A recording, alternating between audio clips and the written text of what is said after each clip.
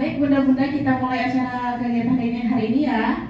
Baik, assalamualaikum warahmatullahi wabarakatuh. Waalaikumsalam warahmatullahi wabarakatuh. Rabbi shrah li sadri wa yassir li amri wahlul 'uqdatam min lisani yafqahu qawli, amma ba'du. Puji syukur kita panjatkan kehadirat Allah Subhanahu wa taala. Pada hari ini alhamdulillah kita masih bisa berkumpul di tempat insyaallah diberkahi oleh Allah Subhanahu wa taala. Shalawat dan salam marilah kita curahkan kepada junjungan Nabi besar kita, yakni Nabi Muhammad Sallallahu alaihi wasallam. Baik, yang terhormat perwakilan Yayasan Al-Mausar Cendekia Bunda Siti Julaiha MPD, yang terhormat Kepala Sekolah dan Wakil Kepala Sekolah TK Islam Widya Cendekia, dan yang saya banggakan bunda-bunda hebat yang mudah-mudahan hari ini selalu bahagia dan selalu tetap semangat dan selalu sehat. Amin. Baik, langsung saja saya sebagai moderator untuk kegiatan hari ini akan membacakan susunan acara. Acara yang pertama yaitu pembukaan, acara yang kedua sambutan, acara yang ketiga yaitu kegiatan inti pemaparan materi budaya positif, dan acara yang terakhir yaitu penutup. Baiklah, untuk mempersingkat waktu hari ini kita buka acara bersama-sama membaca basmalah. Bismillahirrahmanirrahim. Acara yang kedua yaitu sambutan. Untuk sambutan hari ini akan diwakili oleh Bunda Siti Julaiha MPD. Kepada Bunda, waktu dan tempat persilakan. Insyaallah ya. Berdiri. Boleh ya. Bismillah. Assalamualaikum warahmatullahi wabarakatuh. Waalaikumsalam warahmatullahi wabarakatuh. Insyaallah. Alhamdulillah ya rabbil alamin wa bihi nasta'in ala umuri dunya waddin. Wassalatu wassalamun ala asyrafil anbiya'i wal mursalin wa ala alihi wa sahbihi asma'in, amma ba'du. Puji syukur kita panjatkan ya kepada Allah Subhanahu wa taala. Hari ini hari pertama di pekan ketiga ya bulan Agustus, yang insya Allah ini adalah hari Senin. Biasanya hari Senin itu penuh semangat ya, betul ya. Dan bunda-bunda TK pastinya lebih semangat dibanding bunda-bunda lainnya. Oke, semangat ya. Alhamdulillah, tentunya puji syukur kita panjatkan kepada Allah Subhanahu wa taala. Kita senantiasa diberikan kesehatan ya, sehingga kita bisa melangkahkan kaki kita. Dan tentunya selain itu kita harus bersyukur adanya nikmat iman dan Islam ya, yang insya Allah saat ini kita semua masih Allah perkenankan ya merasakan nikmatnya. Salawat serta salam marilah kita limpah dan curahkan kepada junjungan kita, yaitu Nabi Muhammad Sallallahu Alaihi Wasallam. Suatu kehormatan ya bagi saya sebagai perwakilan memenuhi undangan ya untuk mewakili yayasan hadir di dalam kegiatan aksi nyata diseminasi ya atau penyebaran informasi budaya positif di TK Islam Widya Cendekia. Dan tentunya yang saya hormati Bunda Epi dan bunda-bunda hebat ya, guru-guru hebat dari TK Islam Widya Cendekia. Oke. Untuk budaya positif tentunya bunda-bunda sudah tahu ya apa itu makna budaya, apa itu makna positif ya. Artinya kita pun setiap harinya di Widya Cendekia itu disajikan dengan beberapa program pembiasaan ya, yang tentunya pembiasaan itu adalah bentuk dari implementasi budaya positif yang mungkin kalau kita lihat dari program pemerintah ya, itu sebenarnya meniru ya dari sekolah-sekolah Islam pada umumnya gitu. Karena mungkin di negeri itu awalnya tidak ada program seperti itu, dan mungkin petinggi-petinggi dari kementerian melihat gitu adanya budaya positif yang itu sebenarnya sudah diimplementasikan oleh sekolah-sekolah Islam atau sekolah-sekolah swasta, dan akhirnya mereka memiliki ide gitu untuk bagaimana kita membuat suatu program kurikulum merdeka. Jadi kalau kita melihat dari beberapa kajian kurikulum itu sebenarnya di sekolah swasta sudah dilakukan ya. Dan tentunya di Widya Cendekia pun banyak program-program merdeka gitu yang itu sebenarnya kalau Bunda Epi juga sering diskusi dengan pengawas, ya itu sudah ada di Wijen, hanya mungkin format atau dokumennya yang perlu disesuaikan. Nah, kalau kita berbicara dengan program calon guru penggerak ya, ini sebenarnya kalau kita melihat calon guru penggerak itu sasarannya adalah guru-guru ya. Kalau Bunda Epi sebagai kepala sekolah itu sasarannya sebagai fasilitator penggerak.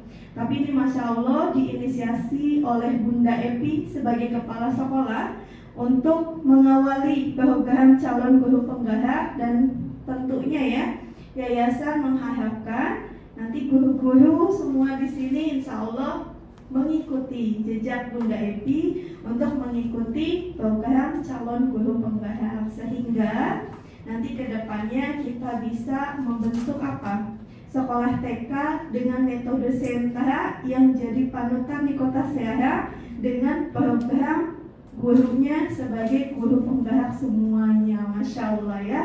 Mungkin itu ya, tepuk tangan ya untuk TK.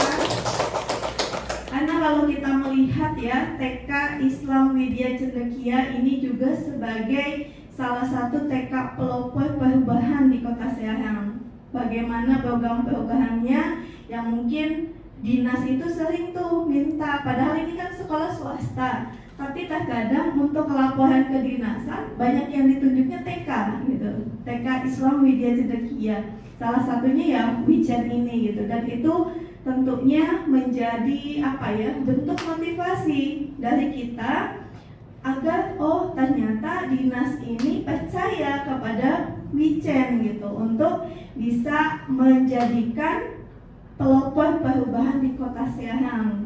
Walaupun Wijen ini adalah sekolah swasta, tetapi Wijen mampu mendudukan posisinya sama dengan sekolah-sekolah negeri yang unggul gitu, yang nantinya kita tidak perlu takut nanti ketika sekolah negeri itu menggunakan program-program hebatnya, tapi kita sudah mampu nih di awal.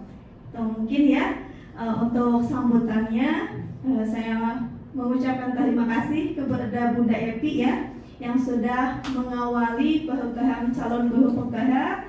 Semoga nanti Bunda Iya, Bunda Gina, Bunda Romla dan semuanya bisa mengikuti ya.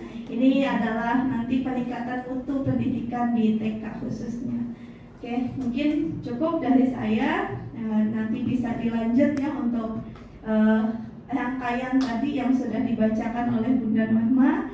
Saya mohon maaf. Assalamualaikum warahmatullahi wabarakatuh. Waalaikumsalam warahmatullahi wabarakatuh. Baik, terima kasih Bunda Eha atas sambutannya. Sebelum kita mulai ke kegiatan inti, coba saya mau tes semangatnya dulu Bunda-Bunda. Sepertinya masih pada tegang atau kenapa ini ya? Ya kita mau tes semangatnya coba. Salam Widya Cendekia. Cerdas, berprestasi, berakhlak mulia, siap memimpin, bersedia dipimpin. Allahu Akbar. Masih semangat ya Bunda? Siap menerima materi hari ini Bunda-Bunda? Siap. Siapnya belum kompak. Sekali lagi kalau misalkan siap menerima materi hari ini, siap gitu. Oke, bareng-bareng. Siap menerima materi hari ini Bunda-Bunda? Siap. Oke, terima kasih Bunda-Bunda. Mungkin selanjutnya itu kegiatan inti yang akan disampaikan oleh Bunda Epi Febriani. Nah, Bunda Epi Febriani ini adalah CGP Angkatan 11 dari Kota Serang. Ya, kita beri tepuk tangan untuk Bunda Epi sekaligus untuk penyampaian materinya. Mana Bunda? Ya, terima kasih Bunda Norma. Langsung saja ya, tadi sudah dites semangatnya. Alhamdulillah bunda-bunda semua semangat untuk hari ini. Bismillahirrahmanirrahim. Assalamualaikum warahmatullahi wabarakatuh. Waalaikumsalam warahmatullahi wabarakatuh. Alhamdulillahirabbil alamin wa bihi nasta'in ala umuri dunya waddin wa ala alihi wa sahbihi ajma'in, amma ba'du. Yang terhormat perwakilan dari Yayasan Al-Kausar Cendekia diwakili oleh Ibu Siti Juleha MPD dan Wakil Kepala Sekolah Ibu Rela Norma Priyatni MPD dan seluruh Dewan Guru yang ada di TK Islam Widya Cendekia. Pertama, marilah kita panjatkan rasa syukur kita kepada Allah Subhanahu wa Ta'ala. Pada hari ini kita semua diberikan kesempatan, dan pada hari ini terima kasih saya juga mengucapkan kepada bunda-bunda semua sudah menyempatkan waktunya untuk hadir di kegiatan sharing tentunya ya. Ini saya mempunyai amanah dari kegiatan CGP untuk menyampaikan budaya positif ya, aksi nyata dari budaya positif. Salawat dan salam semoga senantiasa tercurah limpahkan keharibaan Nabi besar kita Nabi Muhammad Sallallahu Alaihi Wasallam. Nah, di sini saya dibimbing di kegiatan CGP ini oleh fasilitator yang bernama Bapak Ferry Ukdi MKOM ya, dari Tangerang. Kemudian ini adalah Ibu Nurlailah MPDI sebagai pengajar praktek yang selama ini sudah membimbing saya dan rekan-rekan di Kota Serang. Dan selanjutnya kita langsung saja di budaya positif. Tadi dari perwakilan yayasan sudah menyampaikan bahwa pastinya kita semua pernah mendengar ya, atau sudah memahami apa itu budaya, apa itu positif gitu ya, yang mana dijadikan jadi budaya positif. Budaya di sini ada, kalau kita mau mengenal budaya positif, nah di sini merupakan perwujudan dari nilai-nilai atau keyakinan universal yang diterapkan di sekolah. Pada kesempatan bulan-bulan ini kita juga sedang memberikan bimbingan ya kepada anak-anak kita, yang mana kegiatan itu kita namai sebagai OMCB gitu ya. Di situ banyak sekali nilai-nilai budaya positif yang kita tanamkan kepada anak-anak kita di sekolah. Kemudian budaya positif dapat mendorong murid untuk mampu berpikir, kemudian bertindak dan mencipta sebagai proses memerdekakan dirinya, sehingga murid mampu mandiri dan bertanggung jawab. Ketika kita memberikan pembelajaran budaya positif kepada anak-anak kita, tentu dan pasti di sana setelah kita memberikan pemahaman, mereka bisa berpikir, oh ternyata ini tuh baik. Oh, membuka sepatu itu dari sebelah kiri dulu. Oh, memakai sepatu itu sebelah kanan dulu. Kan mereka setelah kita berikan pemahaman pasti berpikir ya, berpikir kritis gitu, sehingga menciptakan disiplin kepada anak-anak kita. Kemudian inti daripada budaya positif itu sendiri, kita harus mampu mengetahui kebutuhan dasar manusia. Kita tidak serta-merta misalnya memberikan atau meminta anak seperti ini, seperti itu, begitu ya. Kalau misalnya anak kita belum mau, belum mampu dan belum bisa, otomatis ada beberapa kebutuhan dasar manusia yang kita belum memahami atau belum tahu apa kebutuhan anak itu sendiri. Maka dari itu nanti di sini kita akan mengenal beberapa kebutuhan manusia ya, kebutuhan dasarnya. Kemudian posisi kontrol guru. Nah, di sini juga kita harus mengenal atau mengetahui ketika kita memberikan aturan gitu ya kepada anak didik kita harus mengenal posisi kontrol kita. Kita harus memposisikan kita sebagai apa begitu ya, sebagai teman atau sebagai pemantau atau yang lainnya, nanti kita juga akan belajar di sini. Kemudian keyakinan kelas. Keyakinan kelas ini identiknya kalau biasanya kita apa biasanya tuh di sekolah? Kesepakatan kelas gitu. Bisa juga keyakinan kelas itu dulu sebelum kita belajar lebih kepada peraturan kelas gitu ya. Peraturan kelas itu kan lebih ke makna-makna yang negatif ya, misalnya dilarang apa namanya itu contohnya? tidak boleh makan sambil berdiri, contohnya dilarang merokok misalnya gitu ya kalau di sekolah-sekolah SMA. Kemudian dilarang apa, pokoknya negatif gitu ya.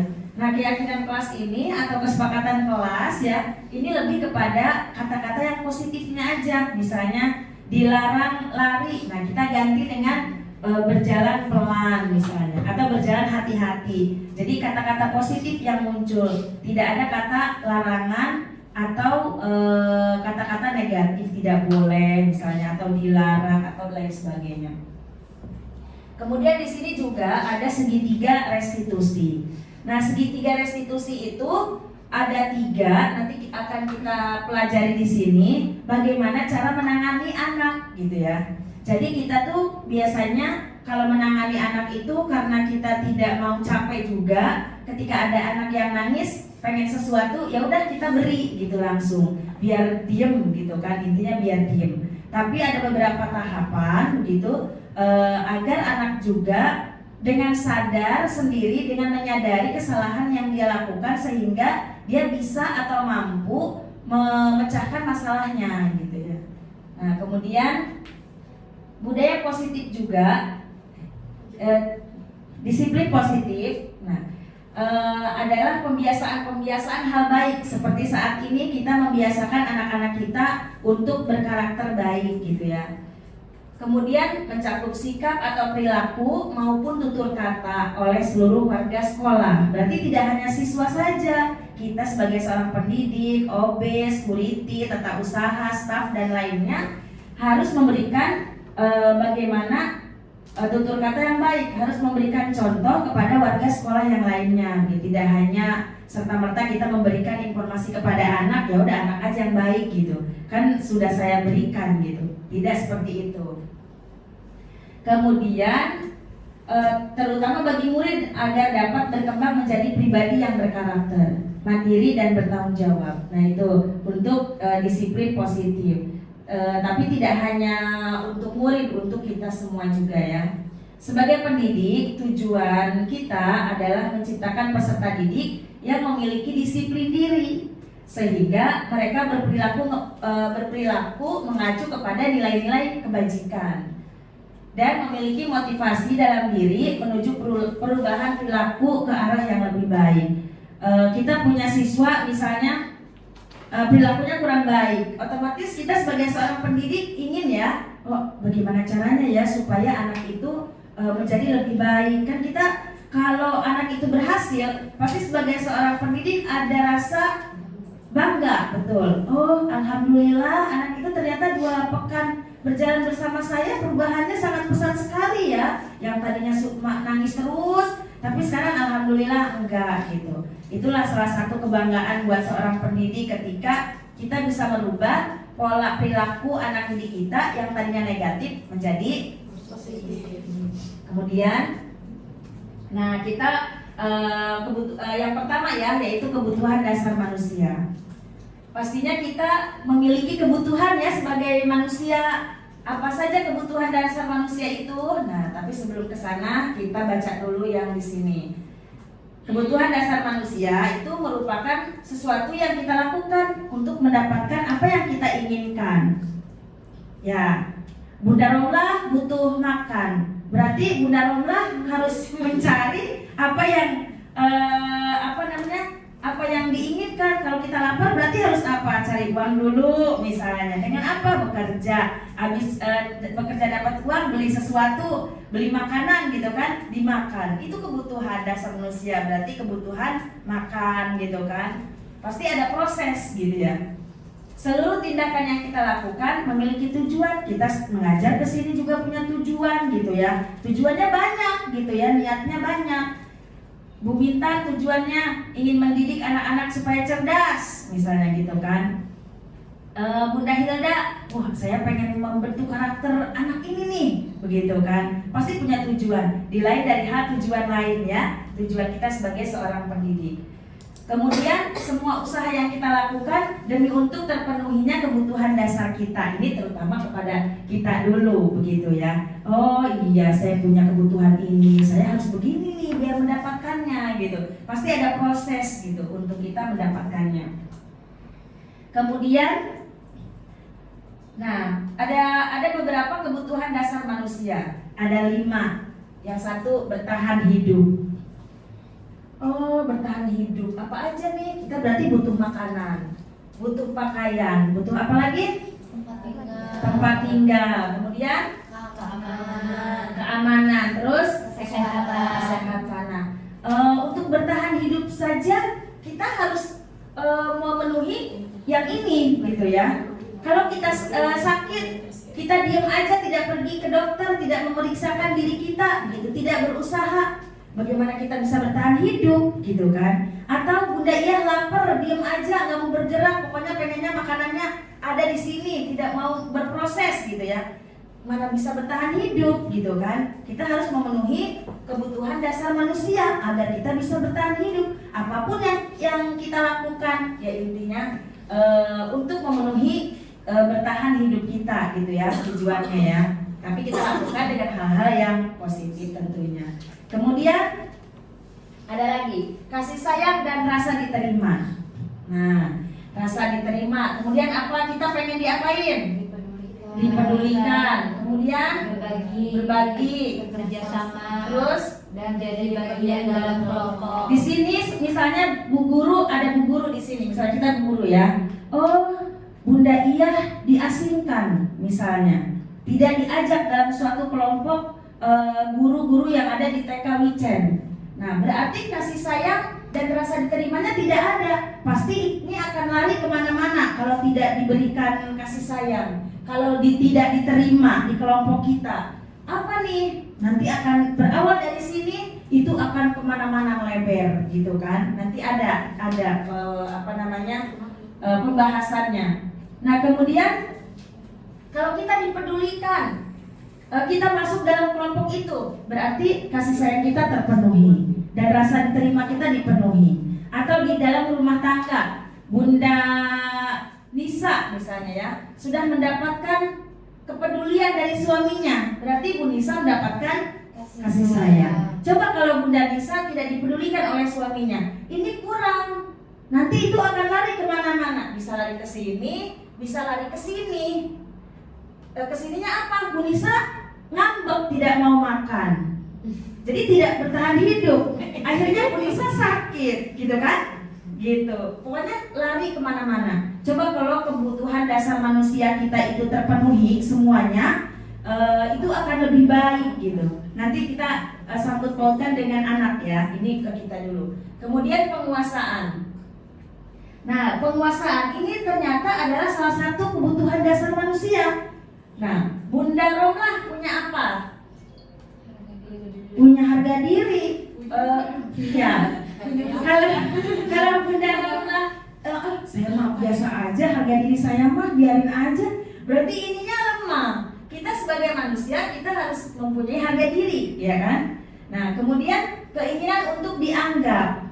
Bunda Romlah lagi berbicara, tidak didengarkan sama Bu Intan. Berarti ininya nih, Bunda Romlah nanti bisa aja, apa sih ini? Nah, ininya kurang, berarti kurang. Kebutuhan dasar penguasaannya kurang gitu kan. Jadi akhirnya kemana-mana. Ini nanti tidak dapat berarti kalau sudah tidak dianggap semuanya. Pokoknya kemana-mana, nanti akan balik ke sini.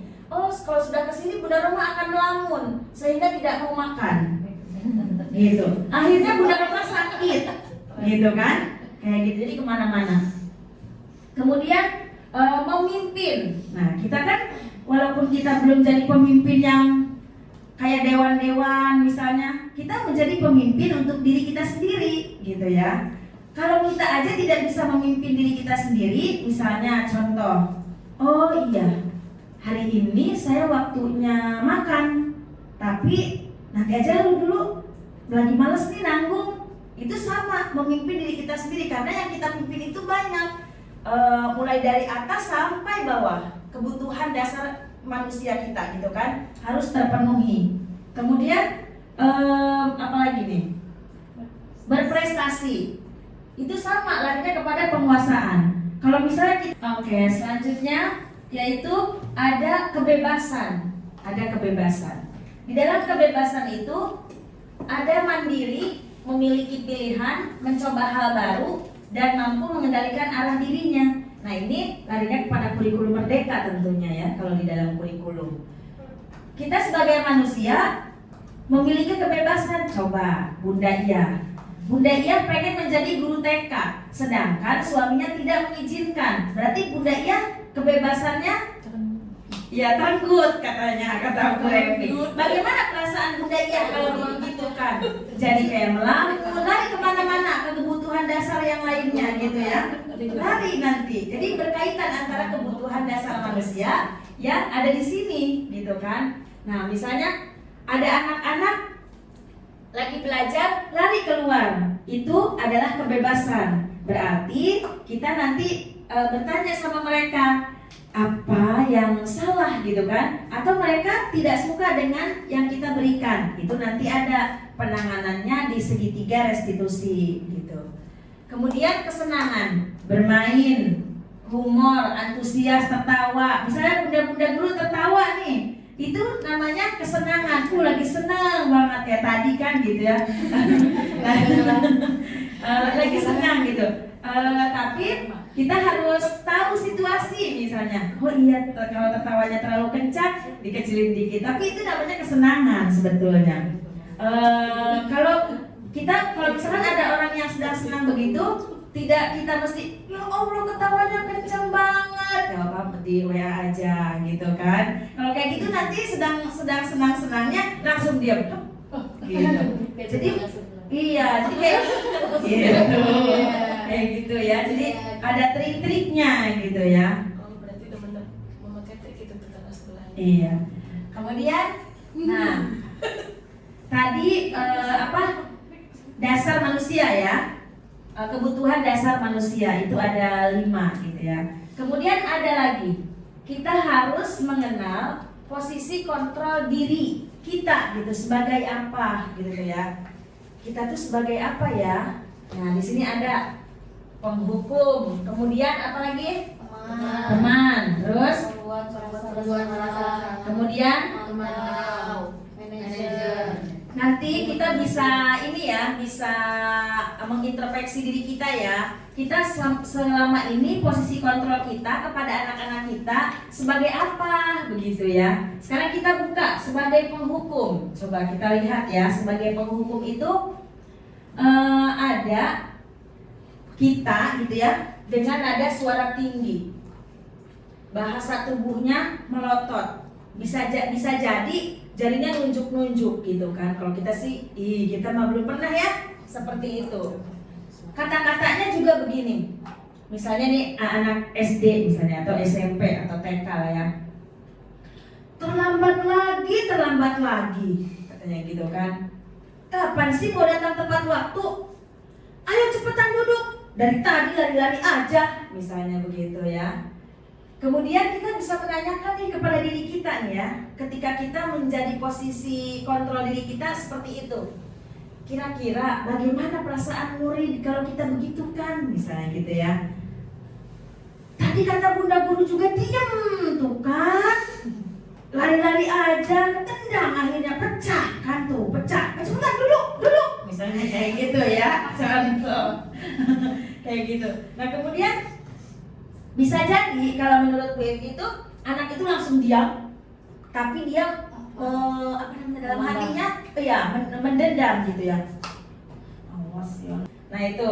Atau bisa jadi kalau anak usia PAUD dia coret-coret buku, tapi dia nggak pernah ngomong kalau anak PAUD. Dia coret-coret buku, menandakan bahwa dia itu kesal gitu. Kalau dulu tuh ada Bu Evi itu Bun ya. Suka coret-coret aja, coret-coret. Ternyata ketika kita home visit dia tuh selalu kesal gitu pas mau ke sekolah gitu tuh, pengen apa gitu nggak diturutin karena emang harus diturutin aja gitu ya Bun ya waktu dulu. Kemudian lanjut posisi kontrol sebagai pembuat merasa bersalah.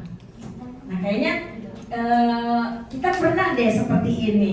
Menurut awalnya sih dikirain kita baik gitu ya. Nah nada suaranya memelas, halus, pokoknya mah itulah sedih gitu kan. Kemudian ini ngomongnya juga begini,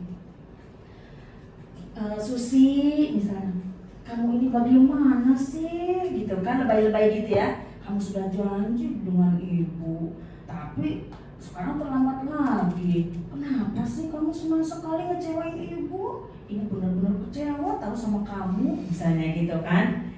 Nah, di situ kalau kita nadanya memelas sama itunya mah kata-katanya mah hampir mirip. Cuma dari nada kitanya, gimana sih Bu Nisa? Misalkan kemarin Bu Ibu udah bilang Bu Nisa datangnya pagi, kok terlambat lagi, nanti yayasan marahin Bu Evi gara-gara Bu Nisa gitu. Jadi pasti Bu Nisa merasa bersalah kan? Ih, gara-gara saya Bu Evi dimarahin, sudah gitu kan? Kayak gitu kayaknya pernah deh melakukan hal ini. Cuma kan kita sama-sama belajar ya gitu untuk kedepannya posisi mana yang cocok buat kita gitu kan. Nah, pasti di sini murid akan merasa bersalah. Bu Nisa kalau digituin merasa bersalah tidak? Bu Nisa tidak akan bisa berkata apa-apa, cuma dalam hatinya, nggak enak amat ya sama Bu Evi, katanya gitu kan, kayak gitu. Senang banget ya, jadiin orang merasa bersalah gitu kan. Soalnya nggak akan bisa dijawab buat kata-kata itu gitu kan. Contohnya begini, misalnya udah belajar beberapa kali tapi nggak bisa-bisa, kan saya harus mempertanggungjawabkan ini, guru nggak bisa-bisa gimana sih gitu kan. Nah itu pasti teman-teman akan merasa bersalah gitu. Kemudian lanjut, nah posisi sebagai teman. Posisi sebagai teman itu hampir mirip, ramah, akrab, bercanda, nah senyumnya sampai begitu. Gimana kabarnya? Masya Allah, lama gak ketemu. Atau misalnya kalau ke murid misalnya gini, tuh kan, kata bunda juga, ayo masuk sini, ayo masuk. Nah misalnya contoh kayak begitu. Jadi anak tuh merasa dekat dengan dia. Oh iya, ibu ini welcome gitu kan. Padahal ada sisi negatif dan positifnya di situ. Ketika kita melakukan hal sebagai seorang teman gitu, baik itu sebagai teman sama Bunda Hilda, terus kata Bunda Hilda, ya Bu Ivi itu baik ya ternyata, gitu ya, kayaknya bisa Bu Ivi kalau misalnya saya ada apa-apa, saya bisa minta tolong nih, gitu, kayak gitu kan. Nah makanya kenapa kalau murid juga kita posisikan diri kita sebagai teman gitu, pasti kalau ada apa-apa tuh ke kita gitu. Nggak mau ke yang lain, karena yang lain katanya suka marah-marah aja, padahal kan bukan marah, memposisikan dirinya sebagai apa. Makanya nanti kita serempakin, kita posisikan diri sebagai apa gitu, biar tidak jomplang gitu kan. Misalnya anaknya Bu Intan misalnya, pengennya sama Bu Intan aja, pas Bu Intan gak masuk, dipegang sama Bu Revi, gak mempan sama Bu Revi. Soalnya Bu Intannya gak masuk, karena nurutnya sama Bu Intan aja. Bu Intannya memposisikan dirinya sebagai teman misalnya. Walaupun kadang Bu Intan itu misalnya tegas, tapi nanti sebagai teman lagi, namanya kita belum konsisten gitu kan. Misalnya gini, ya udah nanti kita main ya. Ya udah nanti kita main. Yuk, nanti main sama Bu Guru ya. Nanti main sama Bu Guru. Yuk. Nah, itu kan posisi kita sebagai seorang teman. Lebih susah untuk kita bentuk gitu karena rasa wibawa kitanya itu hilang di depan mereka gitu tuh. Tapi mereka nyaman gitu dengan kita. Tapi untuk membentuk karakternya itu lebih sulit begitu ya. Karena kan kita tujuannya membentuk karakter gitu. Nah ini posisi sebagai teman. Kemudian posisi sebagai pemantau. Nah ini kayaknya cocoknya buat HRD ya. Kalau ada HRD-nya tadi, HRD-nya udah keluar ya. Nah nada suaranya datar, bahasa tubuh yang formal. Bu Norma datang jam berapa hari ini? Jam 8. Udah tahu konsekuensinya apa kalau datang jam 8? Apa? Iya, dipotong gaji misalnya gitu ya. Nah itu. Jadi larinya ke konsekuensi, ke peraturan, ke ini, ke itu gitu kan. Kalau lari kepada siswa, nah ini misalnya, Adi, tahu kan kamu jam berapa kita mulai? Tahu Pak. Kamu terlambat 15 menit. Apakah kamu tahu konsekuensinya bila terlambat? baik suaranya tuh tapi datar gitu kan. Mengerti Pak, saya harus tinggal kelas bla bla bla bla gitu. Ya benar. Nanti pada saat jam istirahat kamu tinggal kelas ya untuk mengerjakan tugas yang tertinggal tadi saya tunggu. Ini misalkan anak SD kelas 6 atau SMP atau SMA ya. Kalau misalnya TK mah misalnya gini, adik sudah tahu kan kalau misalnya memecahkan gelas apa tadi aturan itunya apa namanya kesepakatan kelasnya gitu kan. Jadi kita ada datar gitu mukanya. Jadi menakutkan gitu ya kalau untuk anak usia dini mungkin ya. Tapi kalau untuk di dunia pekerjaan ini cocok buat orang dewasa, tapi tidak cocok buat anak-anak begitu ya. Karena kan kalau orang dewasa mungkin sekaligus mengingatkan begitu. Nah sekarang yang terakhir posisi kontrol sebagai manajer. Nah kemudian nada suaranya tulus, bahasa tubuhnya tidak kaku, tulus gitu. Bunda Romlah kemarin kesiangan ya? Iya, kenapa? Jadi ditanya sama kita sebagai manajer, tidak langsung menyalahkan. Contohnya ini, adik, apa kamu mengetahui jam berapa sekolah dimulai? Kata-katanya sama kan? Tahu Pak? Ya, jadi kamu terlambat. Kira-kira bagaimana kamu akan memperbaiki masalah ini? Terus baik, itu bisa dilakukan. Apakah besok akan ada masalah lagi untuk kamu agar bisa hadir tepat waktu di sekolah? Jadi gitu. Ada beberapa pertanyaan yang harus dijawab oleh yang membuat kesalahan. Jadi kita tidak langsung ngejudge gitu tuh. Bu Mintan hari ini tidak ke sekolah. Kenapa ya? Tidak ke sekolah makan izin ya. Bu Mintan hari ini terlambat kenapa? Anaknya sakit misalnya gitu kan. Oh iya, lain kali Bu Mintan kasih kabar ya di awal agar saya tidak mencari-cari Bu Mintan sampai kerau misalnya gitu kan. Sampai ke pasar. Contoh gitu ya. Jadi intinya nadanya itu kan tulus. Mungkin kita juga sebagai seorang orang dewasa bisa merasakan ya ketika ada orang yang ikhlas dan tidak ikhlas gitu kan. Cara berbicaranya gitu. Kalau misalnya Bu Evi tidak ikhlas, contohnya misalnya seperti ini, Bu Hilda melakukan kesalahan, pasti Bu Evi, Bu Hilda, tahu nggak tadi? Kok katanya begitu? Oh iya, ini kata Bu Hilda. Oh, gitu ya. Padahal mah nggak kenceng-kenceng amat gitu suaranya, gitu kan? Cuma, Bu, katanya ini, tahu nggak? Gitu kan? Dia tulus ya, tulus. Pasti kita bisa merasakan karena ketulusan itu datang dari hati dan chemistry langsung kepada hati kita juga gitu. Nah, coba kita lihat posisi kontrol guru. Nah, sekarang di sini sama bagian sini dulu, Bunda Norma dulu ya. Kira-kira kalau kata-katanya seperti ini sebagai posisi kontrol apa? Gitu. Oke, dibacakan dulu ya sebagai posisi kontrol apa? Saya kecewa sekali sama kamu. Melepas gitu ya. Itu posisi kontrol untuk merasa bersalah. Oh iya. Oke, coba kita buktikan sekarang. Oke, betul, tepuk tangan. Kemudian sebelahnya Bunda Hilda ya, Bunda yang bacakan dulu. Apa itu ya? Kamu tidak pernah melakukannya. Sekarang keliling lapangan 3 kali. Penghukum. Iya, apa coba pakai mic dulu? Penghukum. Ya, coba kita lihat.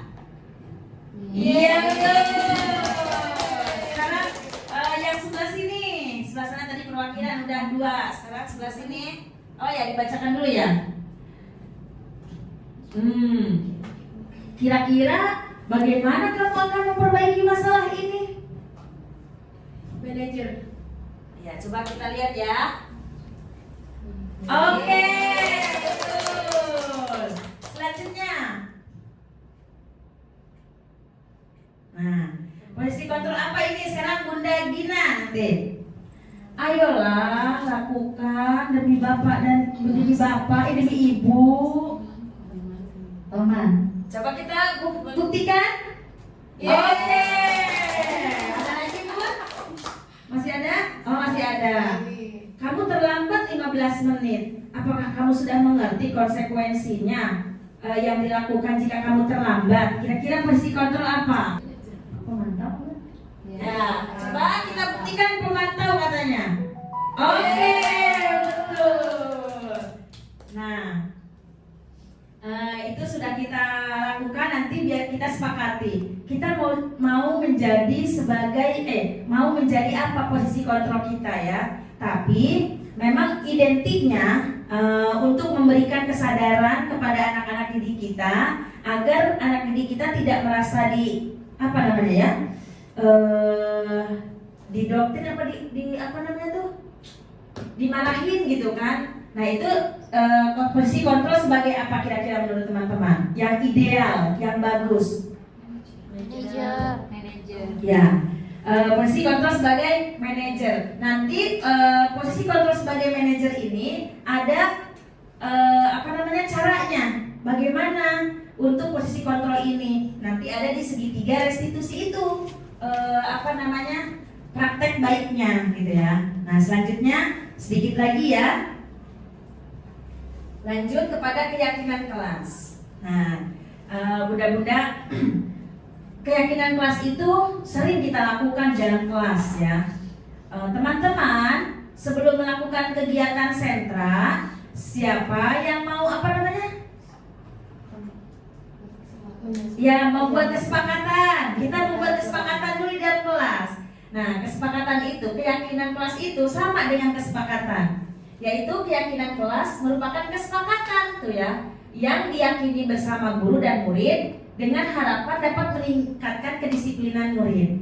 Ya, harapan kita pasti itu ya, untuk meningkatkan kedisiplinan murid. Kemudian, keyakinan kelas berupa pernyataan universal dibuat dalam bentuk positif, bukan positif ya, positif dan bersifat abstrak. Keyakinan kelas hendaknya tidak terlalu banyak sehingga mudah diingat dan difahami. Semua warga kelas ikut berkontribusi dalam pembuatan keyakinan kelas lewat kegiatan mengutarakan pendapat. Kita sudah melakukan ya keyakinan kelas ini. Kemudian bentuknya positif, jadi tidak negatif, seperti tadi di awal disampaikan gitu ya.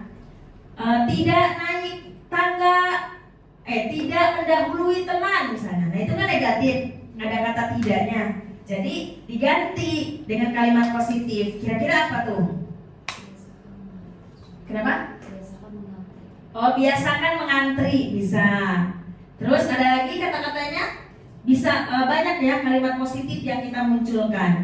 Jadi tidak ada kalimat negatifnya gitu tuh. Misalnya contoh-contoh dalam kelas kira-kira kalau kalimat negatifnya yang biasa dilakukan tidak berlari di dalam kelas. Boleh diganti dengan kalimat positif. Pastikan berjalan atau berjalan hati-hati. Pastikan aman gitu kali ya. Nanti kita bisa membuat nanti bagaimana keyakinan kelas yang bentuknya kalimat positif. Kemudian lanjut. Nah, ini namanya segitiga restitusi. Di posisi manajer itu kita bisa lakukan prakteknya dengan segitiga restitusi. Nah, restitusi adalah proses menciptakan kondisi bagi murid untuk memperbaiki kesalahan mereka sehingga mereka bisa kembali pada kelompok mereka dengan karakter yang lebih kuat. Jadi setelah mereka melakukan kesalahan, kita lakukan dengan segitiga restitusi. Tujuannya ini agar ketika mereka kembali ke kelompoknya, ke kelasnya, mereka memiliki karakter yang lebih kuat, bukan malah ngacak-ngacak gitu. Setelah melakukan kesalahan diomongin sama kita, malah balik lagi ke kelas marah-marah gitu. Aduh, guru itu, saya mah sebel sama guru itu, misalnya gitu kan. Akhirnya tampak marah-marah di dalam kelas. Tapi tujuannya untuk memberikan karakter yang lebih kuat, menjadi lebih pede. Ternyata itu yang saya lakukan itu salah. Jadi lebih senang gitu bergaul bersama dengan teman-teman. Nah, restitusi bukan untuk menebus kesalahan. Kita panggil anak-anak bukan untuk menebus kesalahan mereka. Tadi berbicara tidak baik. Ayo sekarang istighfar 100 kali ya, yang kita zaman dulu. Sekarang enggak ya? Enggak. Suruh istighfar 100 kali, jadi anaknya pas dijemput lagi berdiri aja baca istighfar. Kemudian restitusi juga adalah sebuah tawaran dan bukan paksaan. Kira-kira kamu bisa memperbaiki ini kapan? Gitu kan tadi yang posisi manajer itu. Bukan sekarang minta maaf karena kamu salah, sekarang minta maaf, bukan begitu. Jadi ketika anak belum mau minta maaf, kita beri kesempatan, gitu. Kira-kira mau minta maafnya kapan? Gitu kan. Jadi jangan disuruh minta maaf kalau belum mau minta maaf ya. Misalnya ada anak kita lagi marah-marah, gue lagi marah-marah sama lagi. Ayo cepetan minta maaf cepetan, ayo cepetan minta maaf. Ya abang marah itu nanti Ojan ya. Kalau disuruh minta maaf, nanti biar tenang dulu, baru gitu kan. Restitusi fokus pada solusi, bukan permasalahannya. Jadi ketika ada masalah, kita jangan menanyakan tadi kenapa tuh kan kata bunda guru juga udah dibilangin jangan dimainin aja tuh kan kecolong matanya gitu. Itu masalahnya, jangan dibahas lagi. Oh tadi seperti itu. Ayo nak kita cari solusi dulu seperti apa. Nah tadi seharusnya begini begitu ya. Ternyata unik sekali kalau ngajar TK. Nah, langkah-langkah restitusi. Nah, ini menstabilkan identitas. Nah, contoh menstabilkan identitas itu ada tidak contohnya itu di sana? Oh iya ada. Oke.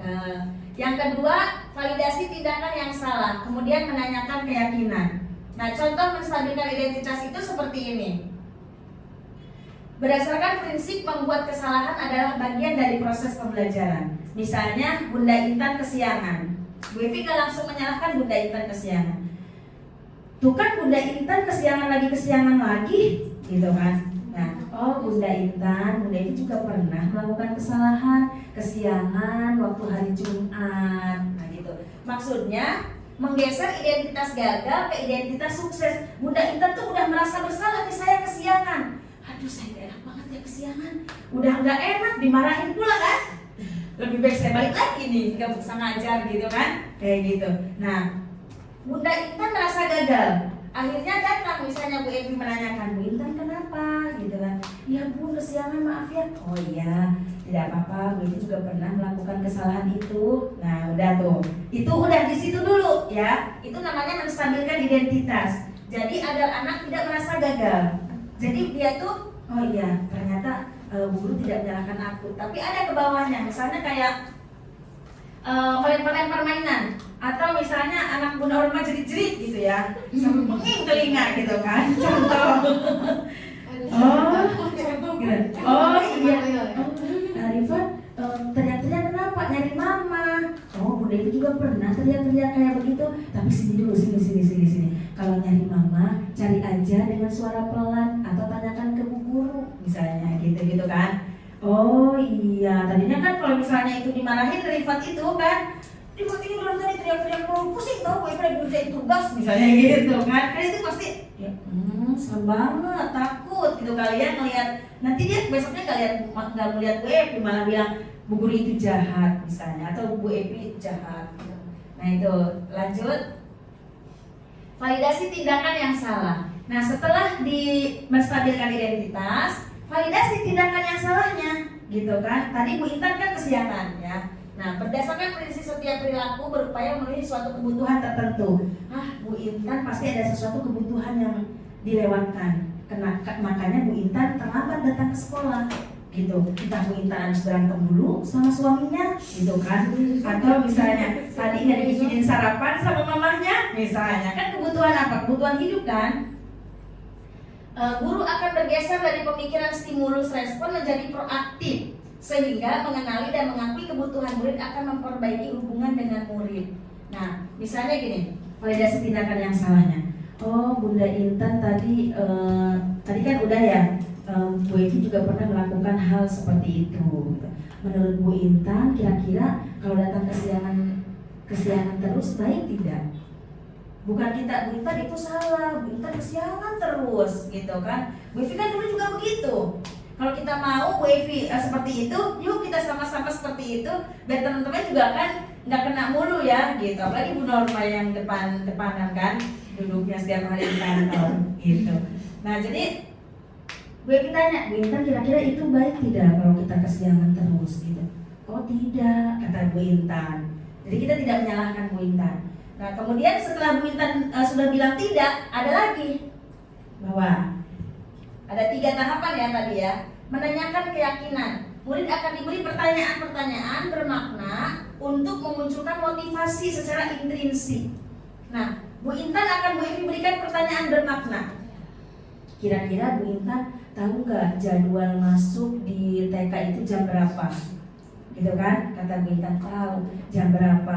Jam 7. Nah, pertanyaan dari dirinya sendiri, intrinsik itu dari diri sendiri, bukan dari luar ya. Bu Intan memunculkan. Terus Bu Evi tanya, kira-kira Bu Intan mau memperbaiki itu tidak? Mau? Berarti dari dirinya sendiri. Kita nggak nyuruh Bu Intan memperbaiki itu, tapi Bu Intan sendiri yang bilang mau berubah, gitu kan? Kayak gitu. Tuh, mampu mengaitkan keyakinan dengan tindakan yang salah. Tadi kan udah ditanya keyakinannya. Bu Intan tahu nggak masuk sekolah TK jam berapa? Tahu, kata Bu Intan. Jam berapa? Jam 7. Bu Intan memperbaiki itu enggak mau, ya kan? Dari diri sendiri. Wah, kalau anak kita perlakukan seperti itu, kebutuhan anak di sekolah terpenuhi ya. 1, tidak memiliki rasa takut atau tidak tergambar bahwa saya harus nurut terus sama bu guru. Saya punya kebebasan gitu. Kalau saya tidak suka, ya saya tidak suka gitu. Tapi kita luruskan dengan segitiga restitusi ini, gitu kan? Bukan berarti kita membiarkan anak itu salah gitu. Oh iya, kata Bu Evi, kan itu salah satu kebutuhan dasar manusia. Biarin aja lah dia kayak begitu gitu kan. Nah nanti lagi sepi atau misalnya dia belum mau, kayak siapa namanya tuh? Kalau Alta sih udah tahu ya, Alta tuh udah tahu kalau kita omongin udah tahu ini salah, ini benar gitu. Nafi juga, nah tinggal digituin tuh gampang, kecuali yang belum memahami gitu, kayak kelompok A, kayak Namira gitu kan. Ini apa ya, Bu Evi nanya apa ya sama Namira itu ya? Namira lari di atas kursi, berdiri gitu di atas kursi. Menurut Namira, Bu Evi lakukan ini segitiga restitusi ini, tapi kita jangan itu ya, harus sabar sebagai guru. Namira, menurut Namira, berdiri di atas kursi, loncat-loncat baik atau tidak? Baik, Bu Guru. Oh, baik ya menurut Namira. Tapi ada bunda guru lagi di sini dulu. Kira-kira itu Namira berdiri, loncat-loncat di situ baik tidak? Baik, itu menurut aku baik, Bu Guru baik. Oh, Namira baik ya. Kita lihat dulu tuh. Lagi, satu pertanyaan lagi. Namira tadi belnya sudah berbunyi. Teman-teman yang lain sudah masuk kelas, sedangkan Namira ada di kantor. Menurut Namira itu baik tidak? Baik. Lu baik aja Bu Norma, gitu baik aja. Nah akhirnya, oh iya baik. Teman-teman di kelas itu luar biasa ya, mau mengikuti apa kata bunda gurunya, sedangkan sekarang jadwalnya masuk kelas. Sedangkan di sini ada teman-temannya nih, satu di kantor. Kita kasih kata-kata itu ya. Kira-kira baikan yang mana ya? Akhirnya langsung lari ke kelas Bun. Itu Namira nggak ngomong lagi. Padahal mungkin nggak tahu Bu Evi itu dia tuh tahu atau tidak ya itu tuh baik atau tidak ya Bu Evi nggak tahu karena kan masih usia 4 tahun ya. Mungkin dia belum bisa membedakan mana yang baik atau mana yang buruk. Jadi itu skill atau kreativitas dari bunda-bunda guru semua. Sampai Bu Evi sama Bu Norma ngomong, iya Bu Norma ya. Kita kan nggak ngomong dia nyuruh ke kelas kan, cuma langsung lari gitu kan ke kelas.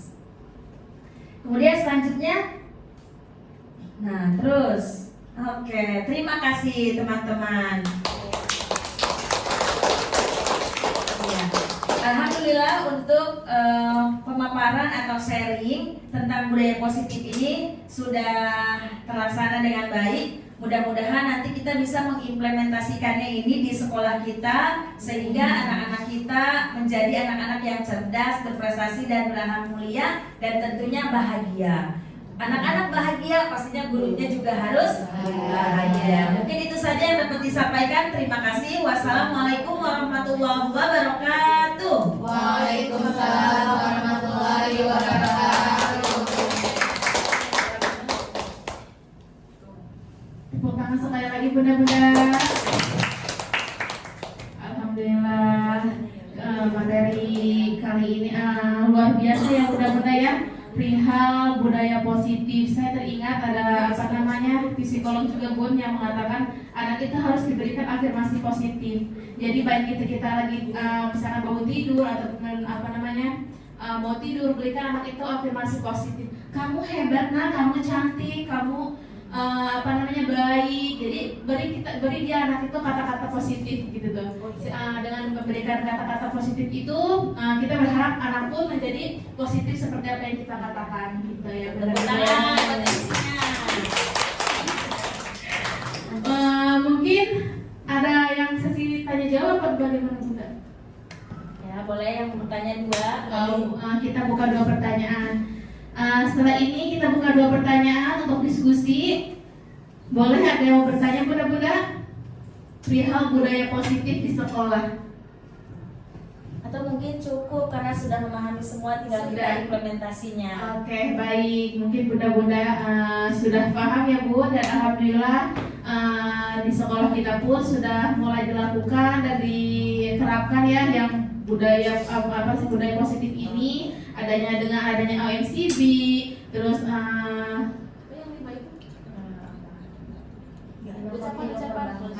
kelima kontinu berbahasa gitu kan, kita sudah melakukan itu, tinggal kita istiqomah konsisten dalam melakukan hal itu.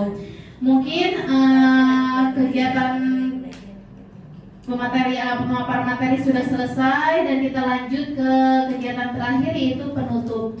Baiklah Bunda-bunda, alhamdulillah kegiatan hari ini berjalan dengan lancar. Mudah-mudahan apa yang kita terima, apa yang kita dengarkan tadi Bunda Ibu pemaparannya kita bisa terapkan dan aplikasikan di sekolah, terutama untuk anak-anak kita, anak didik kita, anak yang di rumah juga ya Bun ya, gitu, agar kita terbiasa juga. Mungkin itu saja. Terima kasih atas kehadirannya. Mudah-mudahan benar-benar tetap semangat. Tetap semangat dan jaga kesehatan Bunda Fitri.